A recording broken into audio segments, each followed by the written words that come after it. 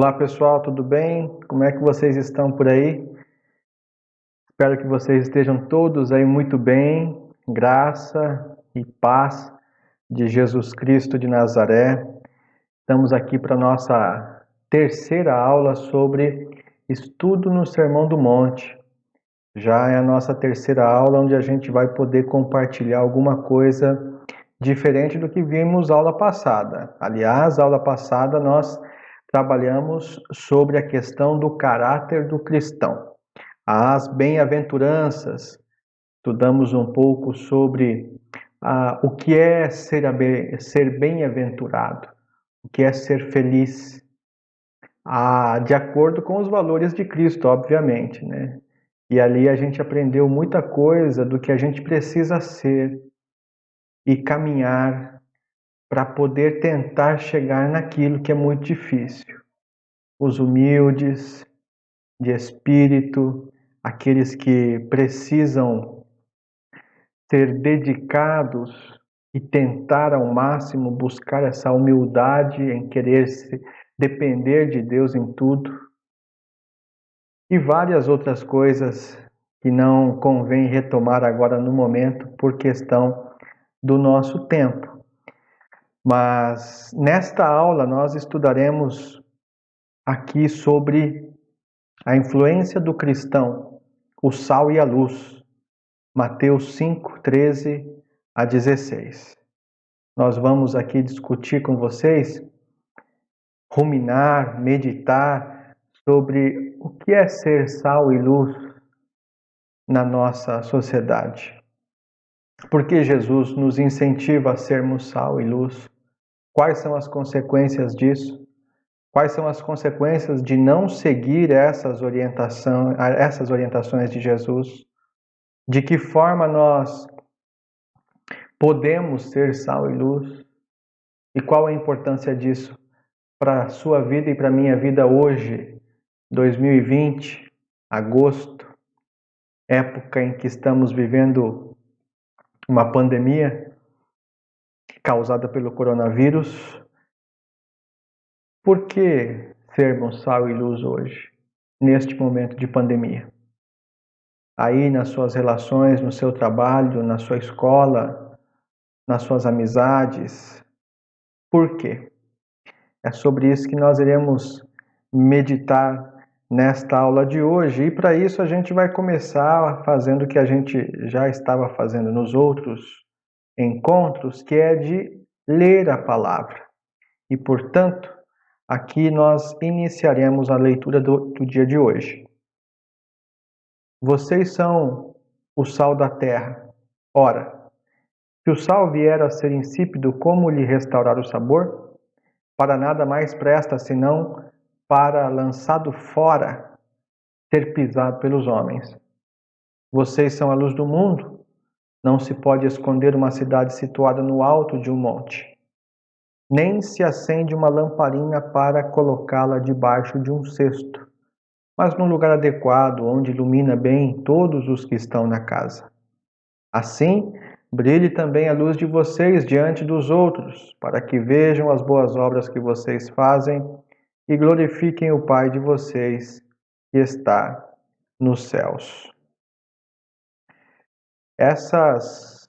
Esses são aí os versos que nós temos como base para a nossa meditação e estudo no dia de hoje. Mateus 5, 13 até o verso de número 16.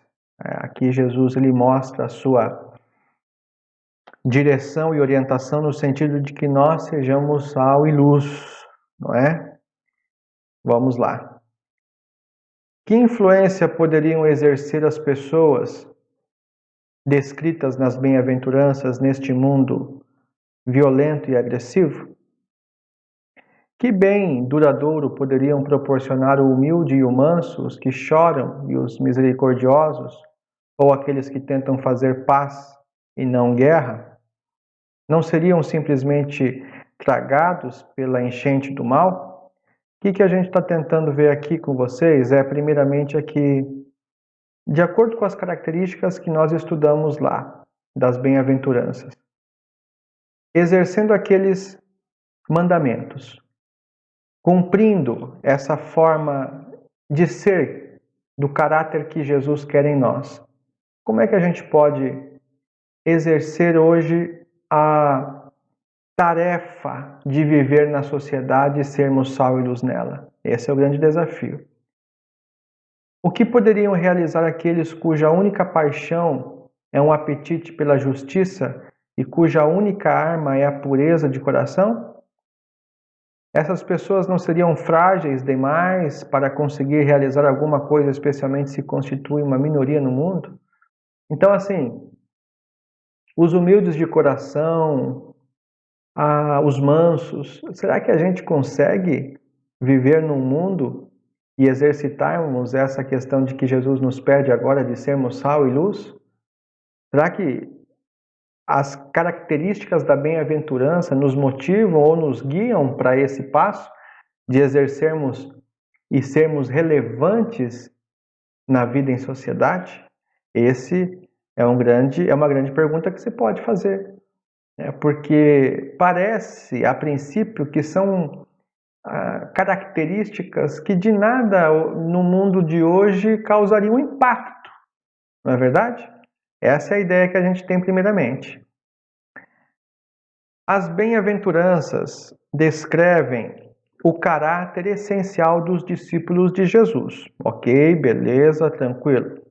O sal e a luz são metáforas que denotam a sua influência para o bem no mundo. Tendo tomado conhecimento do que somos, agora devemos considerar aquilo que devemos ser. Olha só que interessante. Tendo tomado conhecimento do que somos, ou do que deveríamos ser nas bem-aventuranças, não é verdade? Agora a gente deve começar a considerar aquilo que devemos ter. Olhamos lá para trás e vimos quais seriam as características essenciais do caráter de um cristão. E agora a gente precisa considerar aquilo que a gente deve ser dentro da nossa sociedade. O que nós devemos ser? Vocês são o sal da terra. Vocês são o sal da terra. Nós somos o sal da terra. Ou pelo menos deveríamos ser, né? Ou pelo menos deveríamos ser. John Stott diz assim o seguinte: o sal nunca pode perder a sua salinidade. Entendo que o cloreto de sódio é um produto químico muito estável, resistente a quase todos os ataques. Não obstante, pode ser contaminado por impurezas, tornando-se então inútil e até mesmo perigoso. O sal, que perdeu a sua propriedade de salgar, não serve nem mesmo para adubo, isto é, fertilizante. O sal ele tem essa característica de que ele tem essa dificuldade de perder as suas propriedades. Mas quando ele se torna impuro, ele não é mais puro. Ele, além de não servir mais para suas funções, para aquilo que lhe era designado até então, ele se torna inútil e até mesmo perigoso. Ele não serve mais para nada. E tem tudo a ver com essa passagem aqui que a gente vê de Jesus, até com palavras duras para cima dos cristãos. Jesus ele não tem essa didática de tentar fazer com que as coisas fiquem bem apenas, não. Jesus ele se coloca e utiliza, por exemplo, essa palavra. Não serve mais para nada se vocês não serem como o sal precisa ser, não é? Bom, vamos lá. Aqui a gente vai ver, quando a gente estuda sobre o sal, você já deve ter visto algumas pregações que falam sobre isso. Algumas ideias, sentidos que se tem sobre o sal e que poderiam ser aplicadas nessa passagem. Mas a gente tem que tomar cuidado, como eu vou explicar aqui para vocês aqui para frente, que a gente também tem que ver que o texto, na sua hermenêutica, na sua interpretação, na sua análise interpretativa, a gente vai tirar uma ideia central do texto, do que é o sal, para aquilo que Jesus estava dizendo naquele contexto. Isso daqui que eu vou mostrar para vocês agora é normalmente algumas ideias sobre a função e as propriedades do sal. E depois a gente vai colocar a ideia central deste contexto do sal naquilo que Jesus estava falando. O que ele queria dizer com aquilo. Função do sal. Sal é tempero. O sal é aquele que dá sabor ao alimento. Se você fizer um arroz ou um feijão e você esquecer de colocar o sal, parece que fica sem sabor. Apesar de que hoje a gente sabe de que o sal em excesso também faz mal. Mas na carne, se você não coloca sal na carne, a carne fica sem sabor. O sal, ele é o tempero, ele atenua o sabor que aquilo tem. O arroz tem um sabor próprio. E o sal faz com que aquele sabor ele seja realçado. Ele dá o sabor para a comida, né? Quantas vezes aí, aqui em casa mesmo, eu já não esqueci de colocar o sal no arroz. E depois, se você tentar colocar o sal depois que o arroz está pronto, não fica a mesma coisa, não adianta, o arroz não ficou bom. A segunda característica do sal é que o sal é preservador no sentido de preservar. A gente conhece aquele famoso charque, já comeu um arroz carreteiro com charque? Ou um escondidinho, né, que o pessoal costuma fazer aí com charque também, com carne seca. O sal é aplicado sobre a carne para evitar que ele apodreça, que a carne apodreça e entre nesse processo de putrefação. Antigamente não existia geladeira, não existia o gelo. Então, nas antigas comunidades e comunidades primitivas, primeiras comunidades, começaram a perceber que o sal conseguia fazer com que a carne não apodrecesse ao longo dos dias, né? Então tem esse sentido de que o sal também preserva a carne da podridão. E a gente vai fazer uma ponte lá na frente em afirmar que nós, como sal, também devemos preservar os valores de Cristo na sociedade, para que essa sociedade podre que está aí apresentada, ela não avance na sua putrefação. Olha só que mensagem diferente.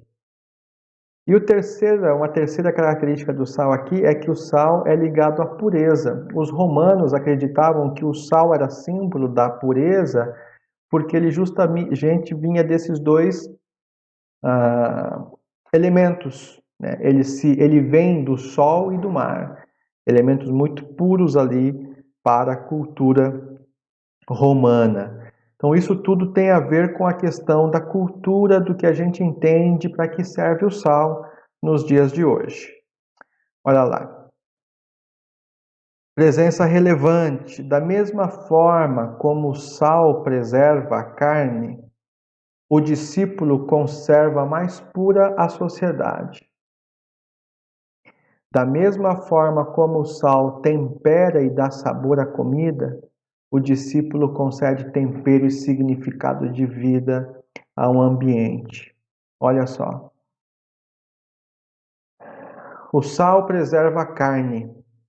Nós, como discípulos do Cristo, de Jesus Cristo de Nazaré, também deveríamos ter este papel de conservar a sociedade mais pura, para que ela não entrasse na podridão que se encontra e avançasse ainda mais. Como discípulos, assim como o sal tempera e dá sabor, nós também deveríamos ser um diferencial para que na sociedade nós pudéssemos acentuar as coisas boas das pessoas, acentuar as relações boas, fazer com que isso seja intensificado. Pelo menos deveria ser desta forma.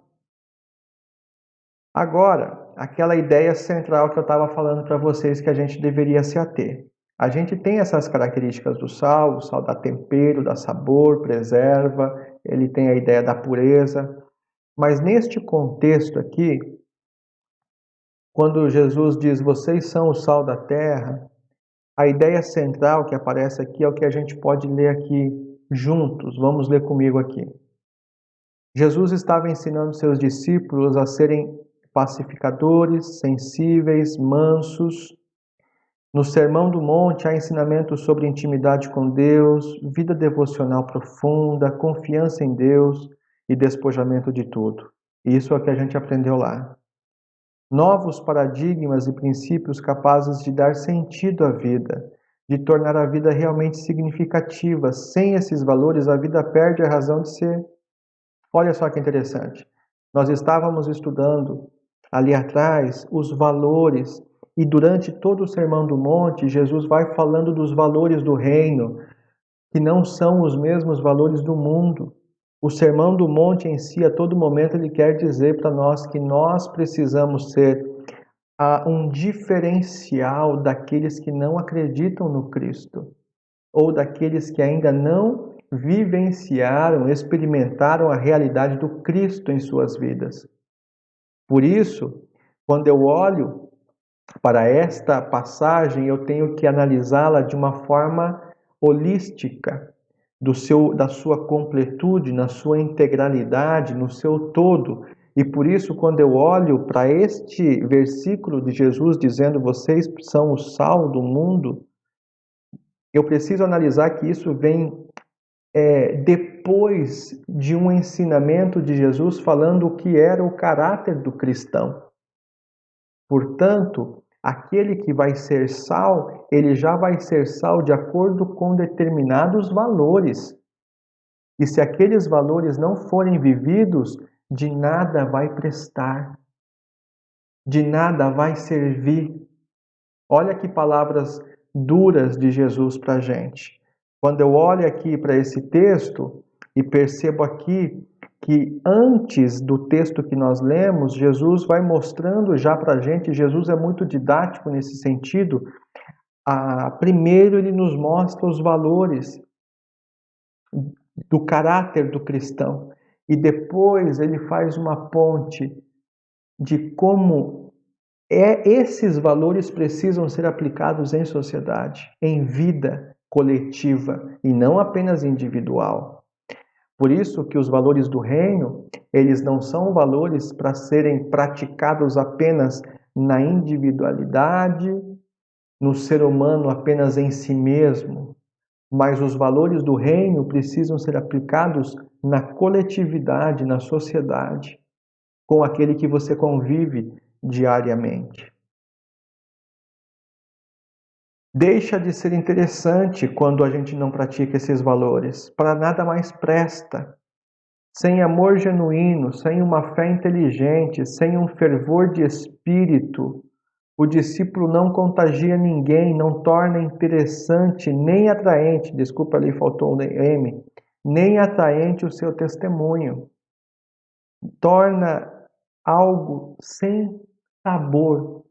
Sabe a gente costuma dizer de algumas situações, de algumas coisas, aquilo ali é picolé de chuchu, sabe, que não faz nenhuma diferença, sem sabor, desaguado.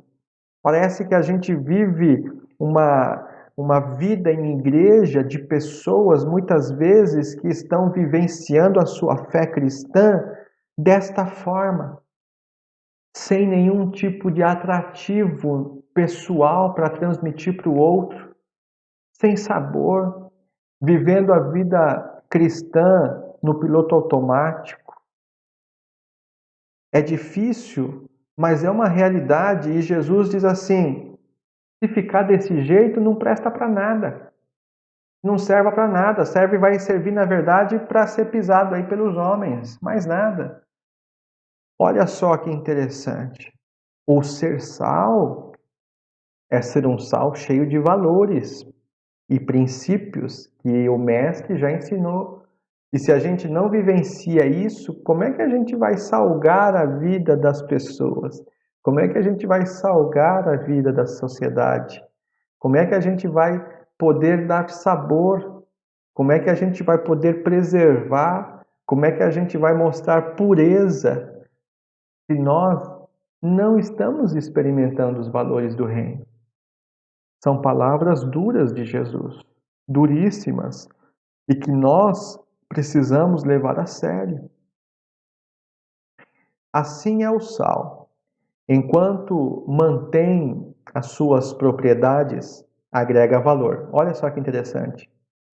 Porém, tornando-se insípido, para nada mais presta, senão para ser lançado fora, ser pisado pelos homens.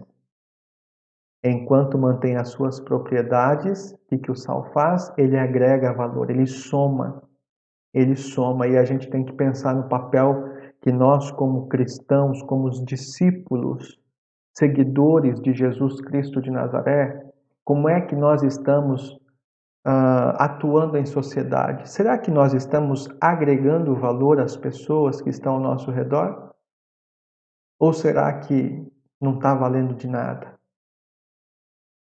Quando eu olho para o Sermão do Monte, para esses ensinamentos, a gente vai se aprofundando aqui nos estudos, a gente vai percebendo a beleza do Evangelho, mas também uma dureza que é uma vida vivida pelo Evangelho.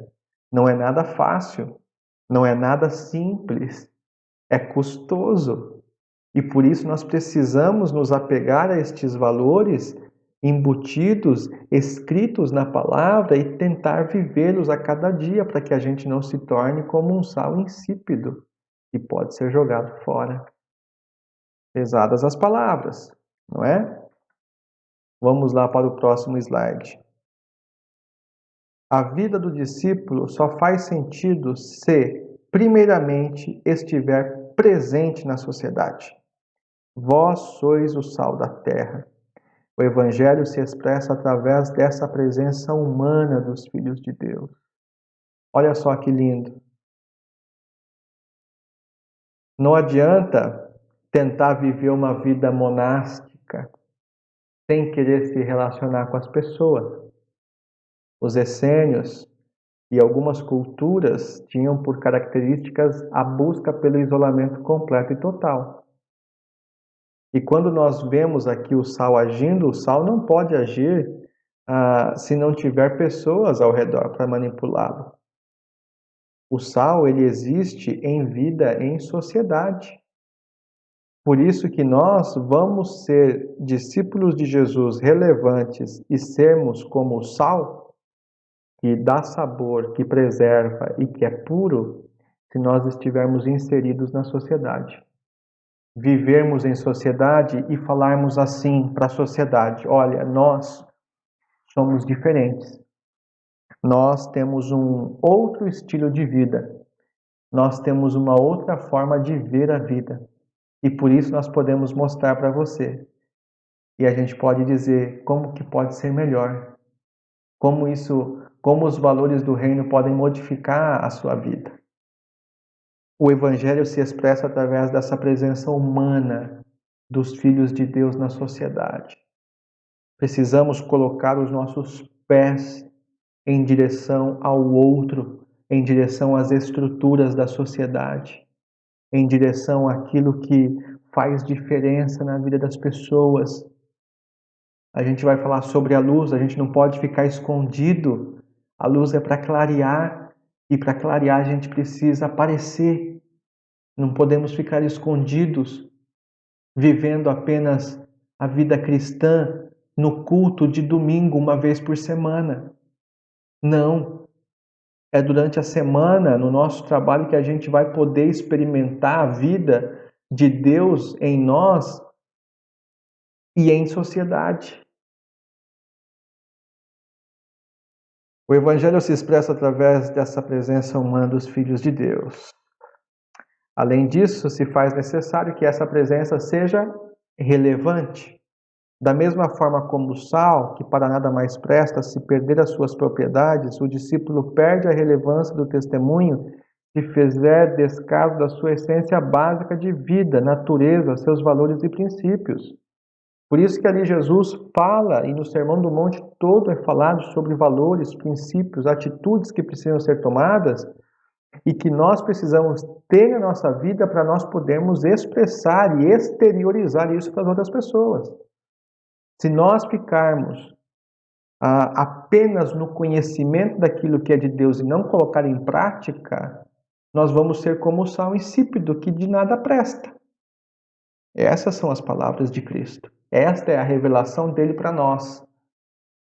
Por isso que essa relevância do testemunho, ela precisa ser vivenciada por nós, experimentada por nós, para que assim este sal seja naquele sal que tempere a vida das pessoas ao nosso redor, com os valores do reino de Deus, com os valores do amor ao próximo, do amor acima das demais coisas, o amor da solidariedade, da generosidade, da humildade, da mansidão, do domínio próprio e muito mais.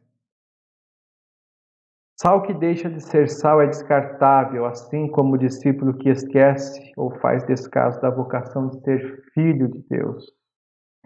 A salinidade do crente vem do caráter descrito nas bem-aventuranças. Se não servem ao Senhor pelas suas boas obras, se tornarão inúteis e serão rejeitados. Palavras duras, pesadas, mas de vez em quando a gente precisa ouvir isso, para a gente sair da nossa área de conforto, para a gente poder ser ensinado. Porque Deus nos ama, Ele nos dá a sua palavra como forma também de nós nos olharmos para nós mesmos e nos inquietarmos diante dessa realidade. Você tem vivido na tua vida as bem-aventuranças? Porque senão não vai ser possível praticar as boas obras e ser sal no mundo. É nisso que a gente tem que se deter. Se vós sois o sal do mundo. Sal da terra, não sal do mundo, luz do mundo, sal da terra. Agora nós vamos falar um pouco sobre a luz. Vocês são a luz do mundo. Vocês são a luz do mundo. Assim como acontece com o sal, também a afirmação referente à luz foi seguida de uma condição. Olha lá. Assim brilhe também a vossa luz diante dos homens. Se o sal pode perder a sua salinidade, a luz em nós pode transformar-se em trevas. Assim brilhe também a vossa luz, para que você não seja engolido pelas trevas. Você sabe muito bem do que eu estou falando. Porque se você não brilha, aos poucos você vai escurecendo e se deixando dominar pela escuridão. Portanto, nós precisamos dar este passo na direção da luz, e a gente vai ver aqui à frente várias passagens que falam sobre isso, sobre a luz, quem é a luz, Ele mesmo é a luz, e por isso precisamos nos pautar nessa luz que vem dele, do Cristo, do ressurreto. Luz é uma figura muito importante nas Escrituras. Deus é luz, 1 João 1,5. Isaías 9,2 fala da vinda de Jesus. O povo que andava em trevas viu grande luz. A missão de Israel era de ser luz para os gentios. A função da luz, olha lá. Jesus convoca seus seguidores a ser aquilo que ele mesmo é. Eu sou a luz do mundo. João 8,12. Aqueles que permanecem em Cristo, a verdadeira luz, são também luz. E aqui eu quero chamar a sua atenção para isso. Existem várias passagens na Bíblia que falam sobre a luz. Em um salmo diz O Senhor derrama luz sobre as minhas trevas. Esse é um dos textos aqui que aqueles que caminham comigo há já algum tempo sabem que é uma das passagens mais lindas da Bíblia Sagrada, dentro dos Salmos. O Senhor derrama luz nas minhas trevas. É Ele que ilumina o que há de mal dentro de mim. É Ele que possibilita que eu, como filho de Deus, como aquele que segue a Cristo, somente Ele pode iluminar aquilo que há de mal dentro de mim, porque Ele é a luz e Ele vive em mim. E se Ele vive em mim, eu posso também iluminar aqueles que estão ao meu lado.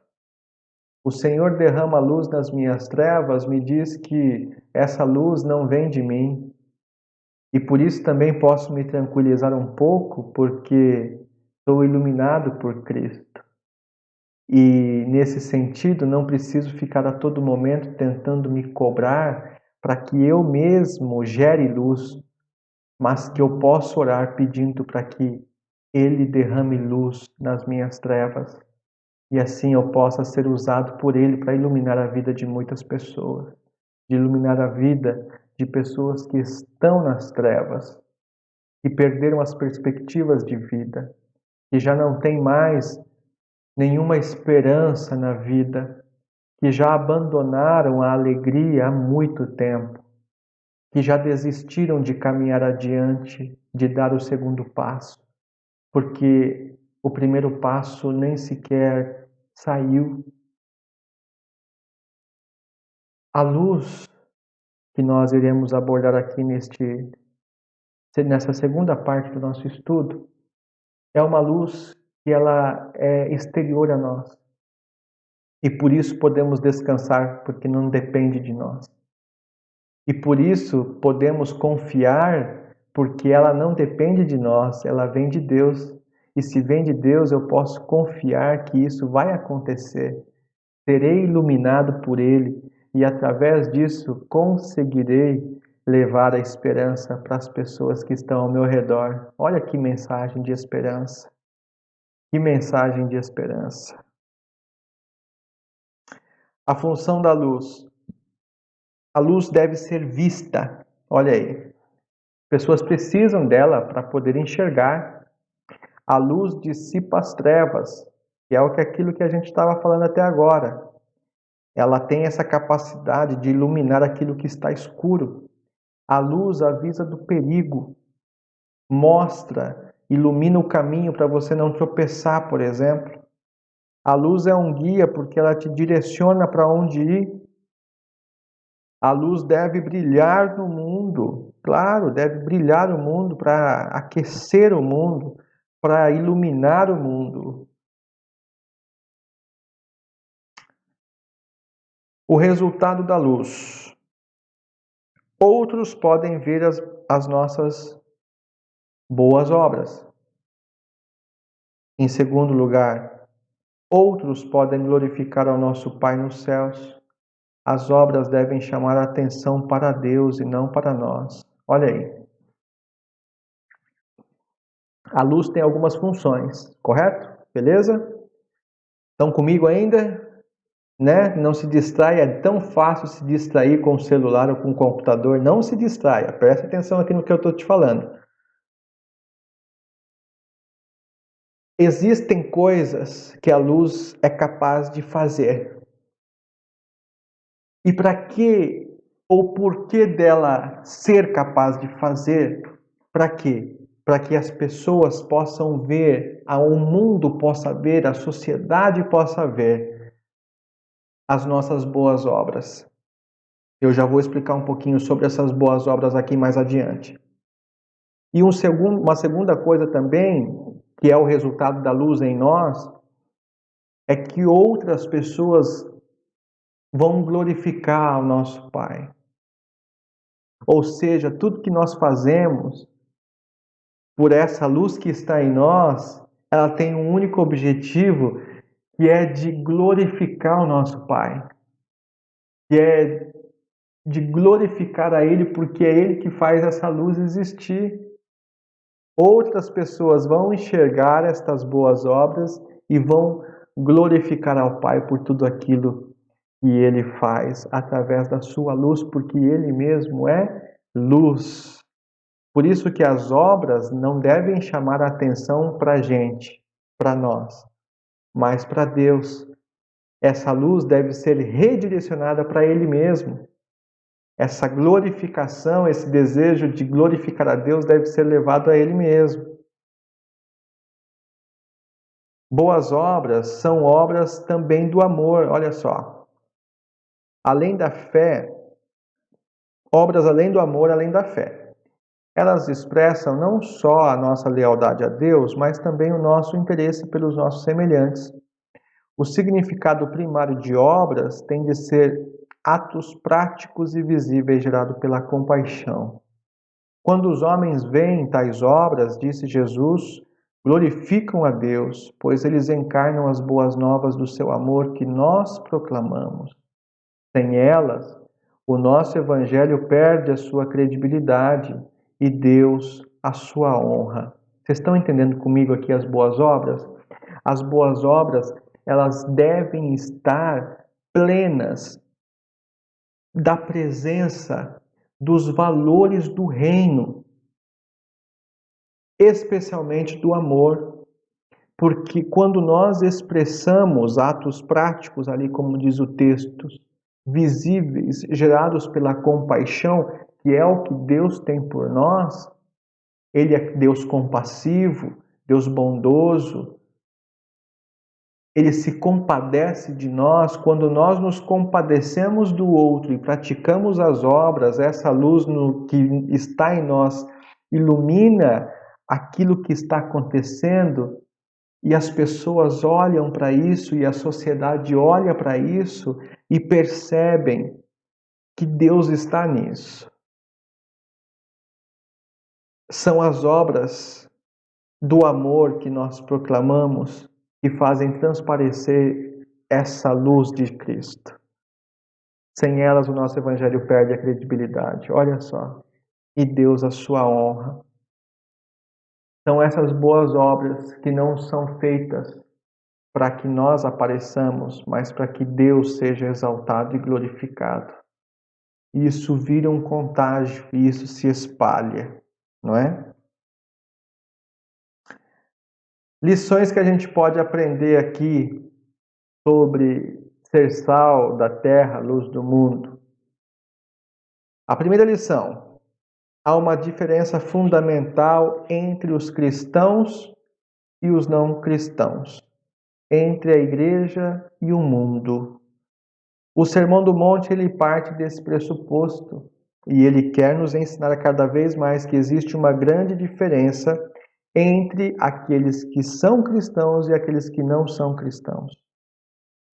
O sermão foi elaborado na pressuposição de que os cristãos são por natureza diferentes e convoca-nos a sermos diferentes na prática.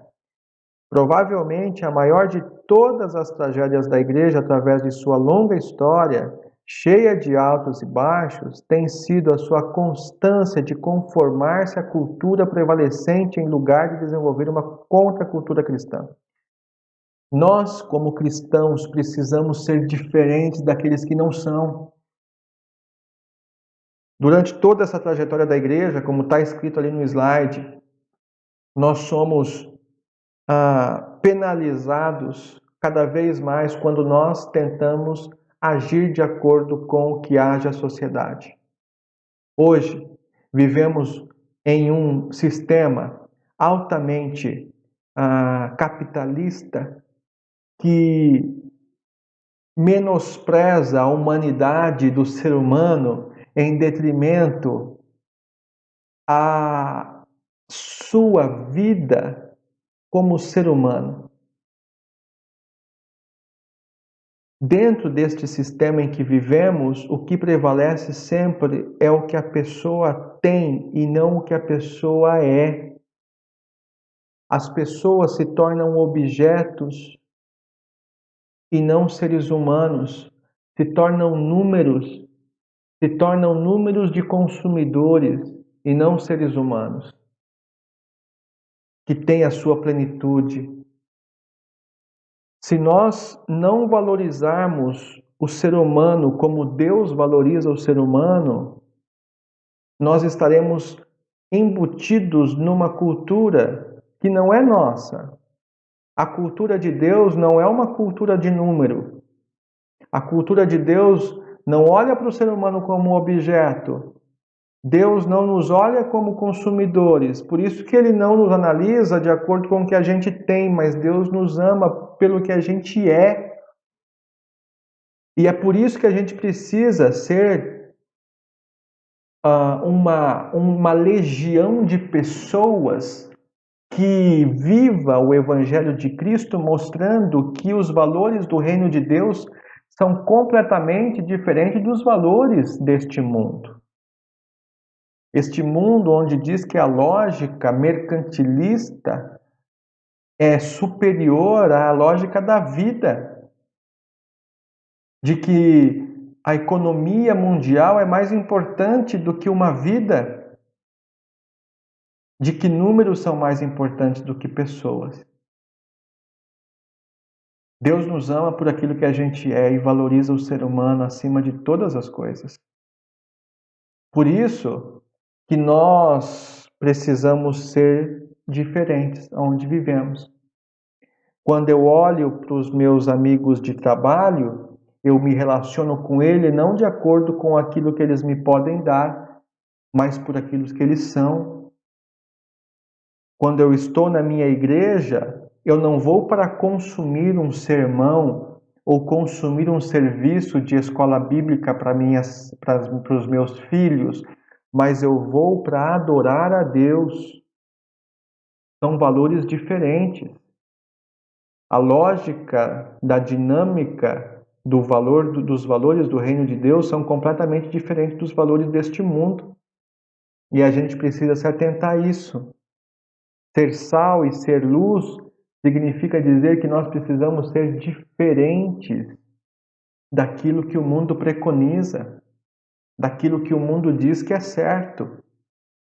Por isso, quando eu chego num ambiente onde as pessoas estão, as pessoas já sabem que ali existe algo diferente e o tom da conversa muda. Porque sabem que com a tua presença, algumas conversas não são agradáveis, não são necessárias. Você me entende o que eu estou te dizendo? A gente precisa ser diferencial aonde a gente está. É isso que o Sermão do Monte fala. É isso que ser sal e luz significa.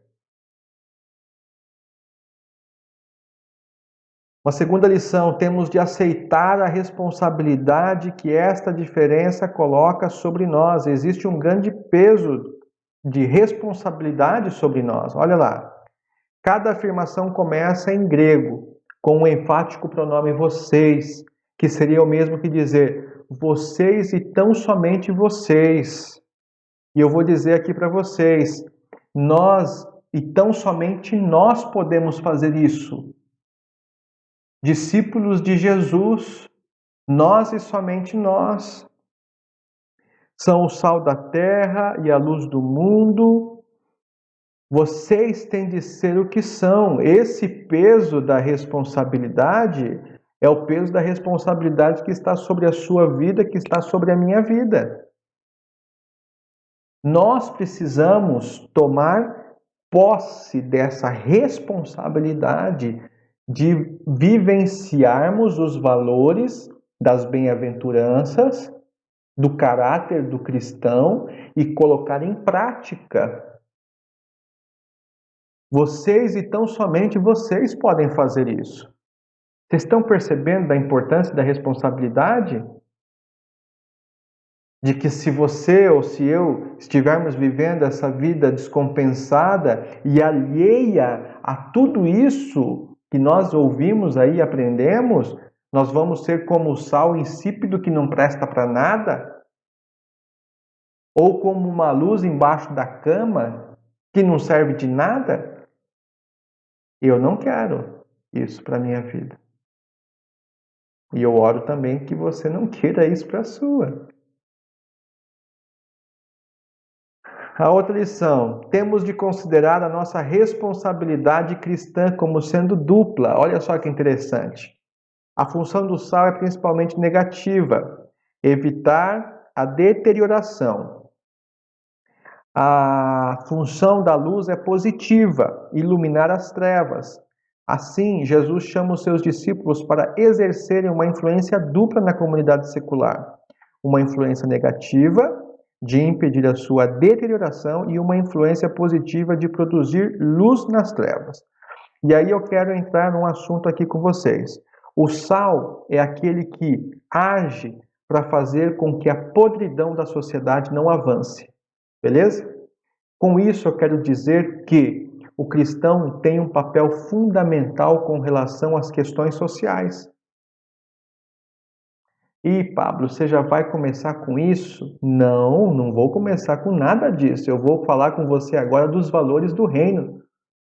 Quando eu olho para a opressão, quando eu olho para a desigualdade social, quando eu olho para o incentivo à não acumulação de riqueza, eu estou falando não de política, eu estou falando de evangelho, eu estou falando de Bíblia, eu estou falando de algo que tem a ver com a minha fé. Por isso que nós devemos fazer deste mundo um mundo menos desigual, porque pessoas que passam fome deveriam nos sensibilizar e nos compadecer. Não deveríamos aceitar ninguém passando frio, por exemplo, agora nesses dias frios que estamos passando. Não deveríamos deixar as coisas andarem do jeito que estão. Deveríamos nos posicionar. E aí você já está pensando, mas isso é um discurso político? Não. Os grandes reformadores da história da nossa teologia reformada, depois de Martinho Lutero, Calvino e tantos outros, sempre estiveram numa posição de ser sal na sociedade.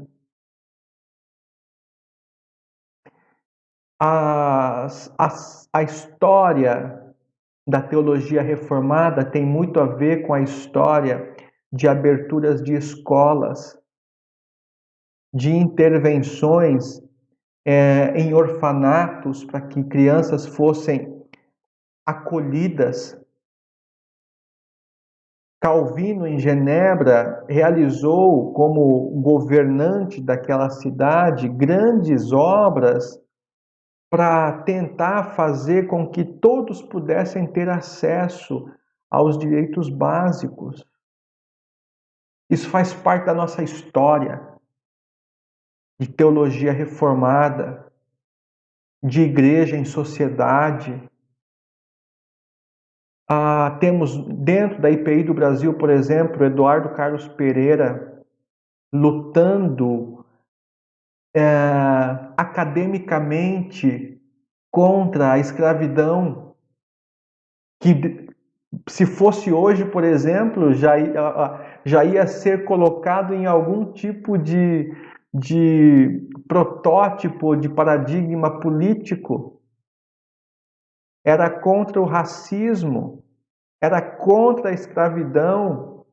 A IPI do Brasil nasce sempre com essa gana de também acreditar que a intervenção do cristão na sociedade vai gerar uma vida melhor para muitas pessoas.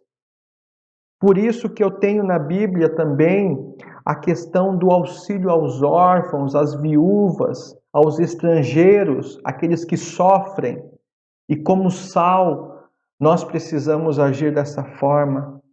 Não permitir que a estrutura da sociedade engula as pessoas e mate pessoas de fome. Entendem o que eu estou querendo dizer? Esse é o lado negativo dessa ação aqui. Deixa eu voltar aqui para o slide. Esse lado negativo aqui, de impedir a deterioração da sociedade. de impedir a deterioração e a putrefação da sociedade em que vivemos. De que forma? Dando condições para que as pessoas consigam desempenhar da melhor forma possível a sua fé em Cristo. Jesus curava, e quando Jesus curava com um ato somente de toque nas pessoas, ele tirava aquelas pessoas da condição social que elas se encontravam, tiravam elas da condição religiosa que elas estavam. A mudança era integral e não somente espiritual. Ao mesmo tempo, aqui lendo o texto com vocês, eu vejo que eu também vou exercer uma influência positiva de produzir luz nas trevas, que é o que? Anunciar o Evangelho. Essas duas situações, a negativa e a positiva desse texto que eu estou falando para vocês, elas não são antagônicas. Eu posso ser uma pessoa cheia do Espírito Santo, cheia de Deus, e querer agir na sociedade para que as pessoas tenham qualidade de vida melhor. Eu posso lutar por isso também, porque eu vou lutar não somente por uma questão social, mas eu vou lutar por seres humanos. Não há antagonismo entre essas duas questões. Por isso que eu acredito que a igreja tem que ter um papel forte com a questão da ação social e também uma questão forte na questão da espiritualidade. Precisamos ser pessoas de oração? Precisamos. Precisamos ser pessoas de joelho? Precisamos. Precisamos ser pessoas de jejum? Precisamos. Precisamos ser pessoas que hajam para que a desigualdade social diminua? Temos que ser. Precisamos ajudar os outros a terem mais pão na sua mesa. Hoje o Brasil é um dos países mais desiguais do mundo. E, consequentemente, ou não consequentemente, mas ao mesmo tempo, é um dos países mais cristãos do mundo. E eu pergunto, como que um país majoritariamente cristão tem um nível de desigualdade tão grande no mundo? Porque o sal e a luz não estão sendo praticados na vida de cada um. O caráter do cristão, e aí eu já vou para o final, a gente vai terminando aqui, passei já dos 52, desculpa, era para ser 45 minutos, ficou um pouco mais longo porque eu me empolguei. O caráter do cristão, conforme descrito nas bem-aventuranças, e a influência do cristão, conforme definida nas metáforas do sal e da luz, estão organicamente relacionados um com o outro. Nossa influência depende do nosso caráter. Caráter moldado pelas bem-aventuranças faz com que a gente influencie o mundo e assim a gente consiga levar o Evangelho de Cristo e as pessoas vejam as nossas obras e as obras façam com que as pessoas glorifiquem a Deus por causa do nosso caráter vivenciado. Até a próxima, gente. Deixa eu já pular aqui para o último slide. Na próxima aula ali com vocês ali, a justiça do cristão, Cristo, o cristão e a lei. Mateus 5, 17 e 20. Um próximo assunto muito interessante também. Sejamos todos nós sal e luz desta terra. Em nome de Jesus, que Deus te abençoe e até a próxima.